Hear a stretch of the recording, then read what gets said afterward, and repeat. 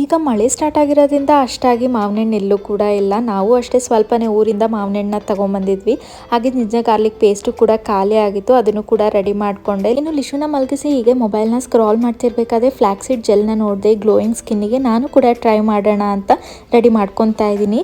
ನನಗಂತೂ ಸ್ವಲ್ಪ ಮೆಸ್ಸಿ ಹಾಗೆ ಏನೂ ಕೂಡ ಯೂಸ್ ಇಲ್ಲ ಅಂತ ಅನ್ನಿಸ್ತು. ಇನ್ನಿವತ್ತು ಸಂಜೆ ನನ್ನ ಫ್ರೆಂಡ್ನ ಮೀಟ್ ಮಾಡೋದಕ್ಕೆ ಹೋಗಬೇಕಿತ್ತು, ಅದಕ್ಕೆ ಗ್ಲೋಯಿಂಗ್ ಮೇಕಪ್ ಮಾಡ್ಕೊಳ್ಳೋಣ ಅಂತ ಫೇಸಸ್ ಕೆನಡಾ ಅವರ ಸ್ಟ್ರೋಪ್ ಕ್ರೀಮ್ನ ಯೂಸ್ ಮಾಡ್ತಾ ಇದ್ದೀನಿ. ಇದು ನಮ್ಮ ಫೇಸಿಗೆ ಒಂದು ಹೆಲ್ದಿ ಗ್ಲೋನ ಕೊಡುತ್ತೆ. ಇನ್ನಿದ್ರಲ್ಲಿ ಹೈರಲಾನಿಕ್ ಆಸಿಡ್ ಹಾಗೆ ಶೇಯಾ ಬಟರ್ ಕೂಡ ಇದೆ. ಅದೇ ಸ್ಟ್ರೋಪ್ ಕ್ರೀಮ್ ನ ಸ್ವಲ್ಪ ಫೌಂಡೇಶನ್ಗೂ ಕೂಡ ಮಿಕ್ಸ್ ಮಾಡಿ ಓವರ್ ಆಲ್ ನನ್ನ ಫೇಸಿಗೆ ಅಪ್ಲೈ ಮಾಡ್ತಾ ಇದ್ದೀನಿ. ಇನ್ನಿದ್ರಲ್ಲಿ SPF 30 ಹಾಗೆ 24 hours ಮಾಯಿಶ್ಚರೈಸಿಂಗ್ ಆಗು ಕೂಡ ಇಡುತ್ತೆ. ನಮ್ಮ ಸ್ಕಿನ್ ನ ಬ್ಲೆಂಡ್ ಮಾಡೋದು ಕೂಡ ತುಂಬಾನೇ ಈಸಿ. ಲಾಸ್ಟ್ ಅಲ್ಲಿ ಕಾಂಫಿ ವಾವ್ ಲಿಪ್ಸ್ಟಿಕ್ ನ ಅಪ್ಲೈ ಮಾಡ್ತಾ ಇದ್ದೀನಿ. ಇದು ಸೂಪರ್ ಪಿಗ್ಮೆಂಟೆಡ್ ಲಾಂಗ್ ಸ್ಟೇ ಹಾಗೆ ಬಜೆಟ್ ಫ್ರೆಂಡ್ಲಿ ಕೂಡ. $299 ಅಷ್ಟೇ. ಈ ಪ್ರಾಡಕ್ಟ್ಸ್ ನ ಬೈ ಮಾಡಬೇಕು ಅಂದ್ರೆ QR ಕೋಡ್ ನ ಹಾಕಿರ್ತೀನಿ, ಸ್ಕ್ಯಾನ್ ಮಾಡಿ ಬೈ ಮಾಡಿ. ಆಲ್ಮೋಸ್ಟ್ 2 hours ನಾನು ಈಚೆ ಸ್ಪೆಂಡ್ ಮಾಡಿ ಅಲ್ಲಿ ಕಾಫಿ ಕುಡಿದ್ರು ಕೂಡ ನನ್ನ ಮೇಕಪ್ ಲಿಪ್ಸ್ಟಿಕ್ ಏನು ಕೂಡ ಆಗಿರ್ಲಿಲ್ಲ.